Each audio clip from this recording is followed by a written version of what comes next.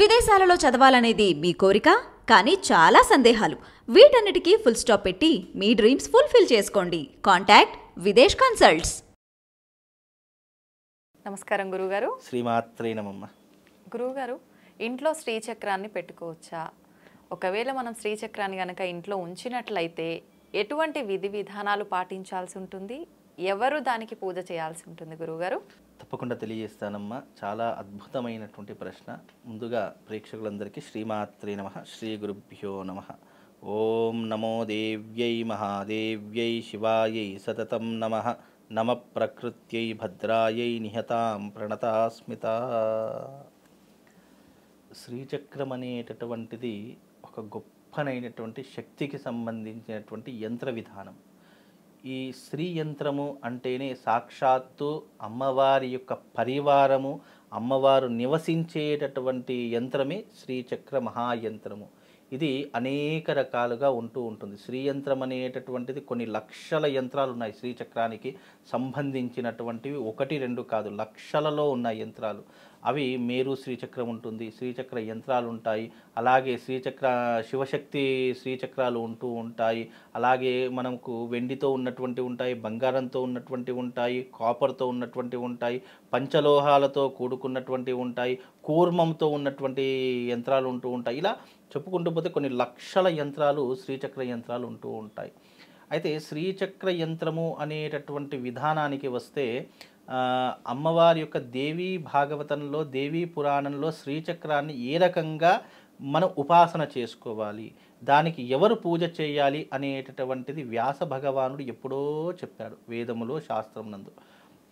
అదే వ్యాసుడు చెప్పినటువంటి మాట ఏమిటి అంటే గనక, శ్రీచక్రం అనేటటువంటిది అమ్మవారు కొలువై ఉన్నటువంటి, కొలువుదీరినటువంటి విధానము శ్రీచక్ర మహాయంత్రము, మహాపరివేష్టము అని చెప్పినాడు. ఆ శ్రీచక్రము పూజ చేసేటటువంటి వారు తప్పకుండా మగవారే అయి ఉండాలి. ఎందుకు మగవారు అని చెప్పాను అనంటే గనక, మనము ఇంటి యందు ఏదైతే పూజాక్రతువులు ఆచరిస్తామో, ఇంటి యందు గృహస్య యజమాని ఎవరైతే ఉన్నారో వాళ్ళు మాత్రమే దేవతాక్రతువులు చేయడానికి అర్హులవుతారు. స్త్రీలు దేనికి అర్హులవుతారు అంటే వ్రతములు చేయడానికి, అలాగే నోములు చేయడానికి, లేదంటే వరలక్ష్మి వ్రతములు చేయడానికి, ఇలాంటి వ్రతములకు నోములకు అర్హులైనటువంటి వారు మాత్రమే స్త్రీలు. నిత్య పూజ చేయాలన్నా, రోజువారీ పూజ ఇంట్లో చేయాలన్నా అది కేవలం మగవాళ్ళు మాత్రమే ఆచరణ చేయాలి. ఎందుకు అంటే ఇంటికి యజమాని ఎవరైతే ఉన్నారో ఆ యజమాని మాత్రమే ఇంటి క్షేమం కోరుకునేటటువంటి వాడు.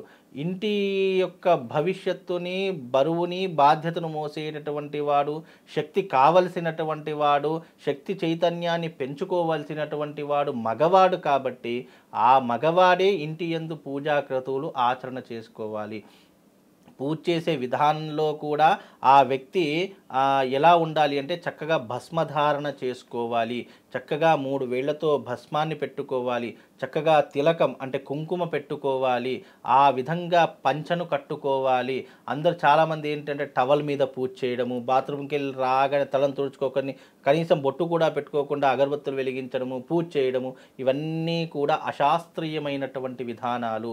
ఇలా చేస్తే సుఖానికి బదులు కష్టం వస్తుంది, ఇలా చేస్తే అదృష్టానికి బదులు దురదృష్టం ఏర్పడుతూ ఉంటుంది. కనుక ఇలా చేయకూడదు. నువ్వు భగవంతుని కోసం చేస్తున్నావు అన్నప్పుడు మనిషి నియమం అంటూ కొన్ని పెట్టుకోవాలి.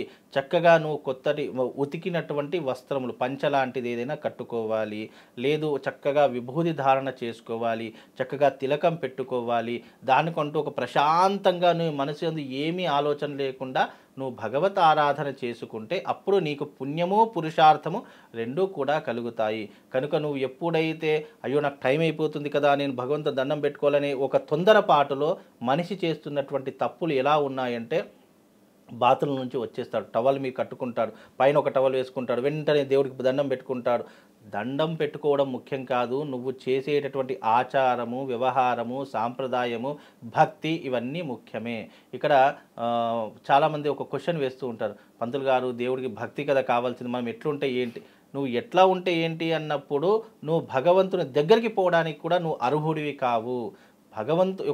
ఒక మనం భోజనం చేస్తున్నాము, ఒక టిఫిన్ చేస్తున్నామంటే నీ శరీరాన్ని శుభ్రపరచుకుంటావు, చక్కగా బ్రష్ వేసుకుంటావు, చక్కగా స్నానం చేసుకుంటావు, నువ్వు చక్కగా రెడీ అయ్యి మేకప్ అయ్యి అన్నీ అయ్యి నీ శరీరానికే ఇన్ని సుగంధ పరిమళ ద్రవ్యాలు కావాలి అని అనుకున్నప్పుడు ఒక భగవంతుణ్ణి ఆరాధన చేస్తున్నావు, ఈ సృష్టిలో ఒక యూనివర్స్ని నువ్వు ఒక ఆరాధన చేస్తున్నావు అంటే నువ్వు ఎంత శుభ్రంగా ఉండాలి, నువ్వు ఎంత శుచిగా ఉండాలి అనేటటువంటిది కూడా నువ్వు ఒకసారి అర్థం చేసుకొని అప్పుడు భగవత్ ఆరాధన చేసుకుంటే చాలా విశేషమైనటువంటి పుణ్య ఫలితాలు కలుగుతాయి. శ్రీచక్రంలో కూడా అదే రకమైనటువంటి నియమాలు చెప్పడం జరిగింది. నువ్వు శ్రీచక్రాన్ని అర్చించేటప్పుడు పూజించేటప్పుడు శ్రీచక్రం దగ్గర దీపం లేకుండా ఉండకూడదు. శ్రీచక్రం దగ్గర దీపం లేకుండా ఉంటే ఆ ఇంట్లో ఎప్పుడు గొడవలు మొదలవుతాయి, ఎప్పుడు ఇబ్బందులు మొదలవుతాయి. శ్రీచక్రం పెట్టుకున్నాము అంటే నిత్య పూజ తప్పనిసరిగా ఉండాలి, నిత్య దీపారాధన, నిత్య నైవేద్యము తప్పకుండా ఉండాలి.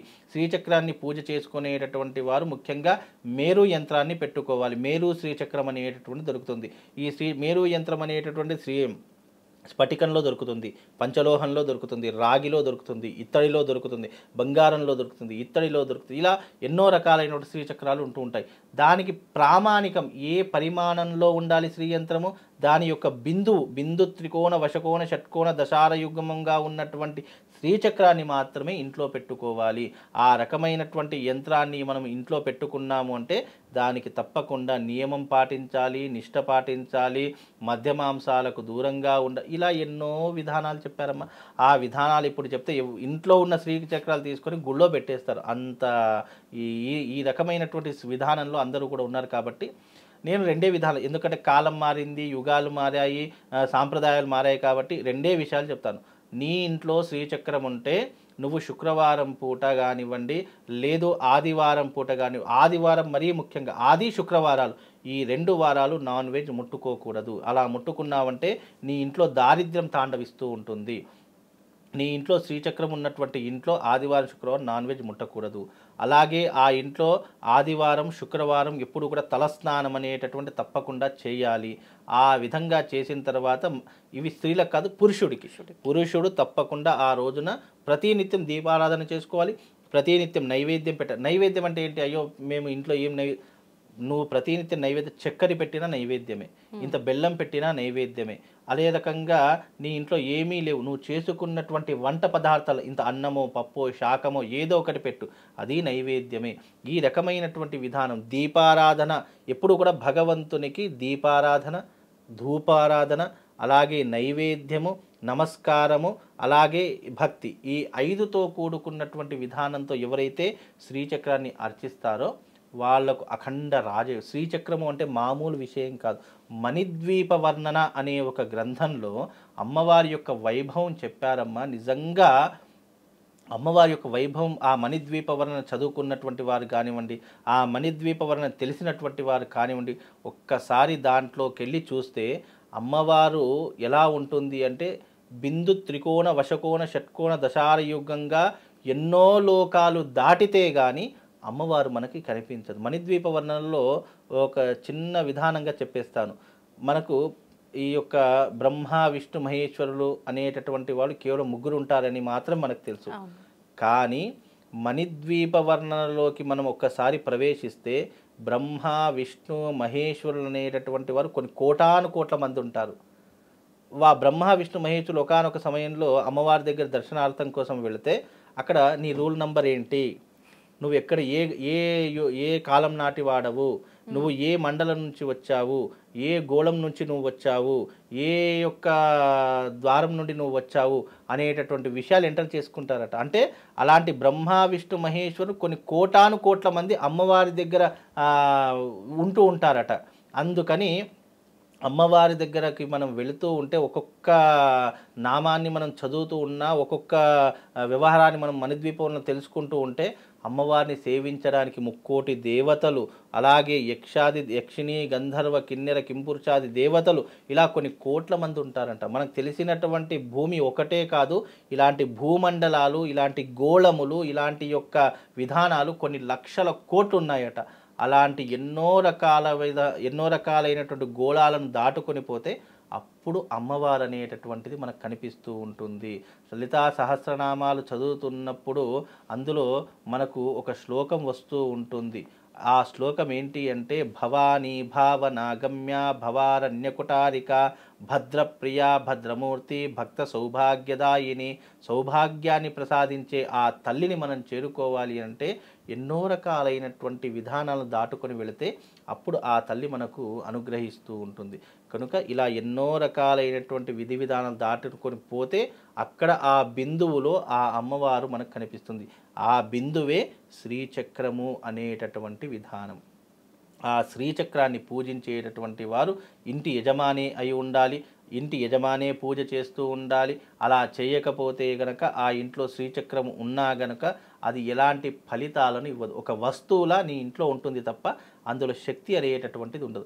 శక్తి ఏ వస్తువుకైనా ఏ దానికైనా శక్తి ఎలా వస్తుంది అని అంటే నిత్యము పూజారాధన చేసుకుంటే, నిత్యము దానికి ధూపదీప నైవేద్యాలు ఉంటే ఆ మెటల్లో ఒక వస్తువులో ఒక శక్తి అనేటటువంటిది పెరుగుతూ వస్తుందట. అందుకే పూర్వకాలం నుంచి వచ్చినటువంటి సాలగ్రామాలు కానివ్వండి, మన పూర్వీకులు పూజ చేసేటటువంటి విగ్రహాలు కానివ్వండి, ఎందుకు అంత శక్తి వస్తుందంటే వాళ్ళు నిరంతరము దాన్ని ఆరాధన చేసేటటువంటి వాళ్ళు, నిరంతరము దానిని శక్తి రూపకంగా కొలిచినటువంటి వాళ్ళు. కాబట్టి కొన్ని విగ్రహాలలో ఎలా శక్తి వస్తుందంటే పూజాక్రతువులు చేయడం ద్వారా మన తాతలు ముత్తాతలు వంశపారంపర్యంగా వచ్చినటువంటి విగ్రహాలు కానివ్వండి, యంత్రములు కానివ్వండి, దాంట్లో ఆటోమేటిక్గా శక్తి అనేటటువంటిది రిఫ్లెక్షన్ చూపిస్తూ ఉంటుంది. అందుకే మనం నిరంతరం ఏ శ్రీచక్రాన్ని ఆరాధిస్తామో, ఏ శివుని ఆరాధిస్తామో, ఎవరిని ఆరాధిస్తామో దాంట్లో శక్తి చైతన్యం పెరగాలి.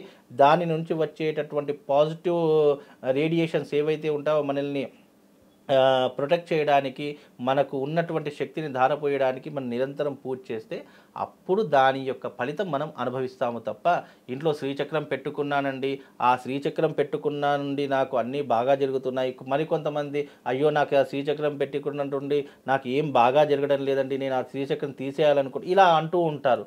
నీకు ఏది బాగా జరగాలి అని అనుకుంటా కానీ నువ్వు జీవితంలో వృద్ధిలోకి రావాలనుకుంటే నువ్వు వస్తువుని పెట్టుకోవడం కాదు, ఆ వస్తువుని నువ్వు పూజించడం అనేటటువంటిది ఇంపార్టెంట్.